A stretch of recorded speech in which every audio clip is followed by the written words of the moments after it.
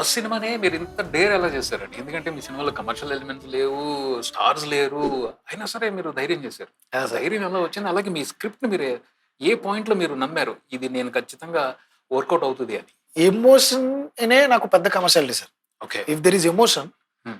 నాకదే చాలా పెద్ద కమర్షియాలిటీ అని ఫీల్ అవుతా. ఇప్పటికి నాకు కమర్షియాలిటీ అంటే అర్థం తెలిసేది కాదు. ఇప్పటికి తెలీదు నాకు. తెలుసుకోవద్దు. ఇలాగే ఉండండి మీరు. అలా ఉన్నప్పుడే ఆ ఫ్రెష్ యాహ్! కంటెంట్ వస్తది. అంతే సార్. అంటే నేనేమి ఫీల్ అయ్యానంటే మన మీద ఉన్న మనకు నమ్మకమే సార్. యాహ్! నేను ఒక 200 నేరేషన్స్ ఇచ్చుంటా. హ్మ్. అందరూ ఎక్సైటెడ్‌గా నా కళ్ళు నన్ను చూస్తున్నాయా లేదా? హ్మ్.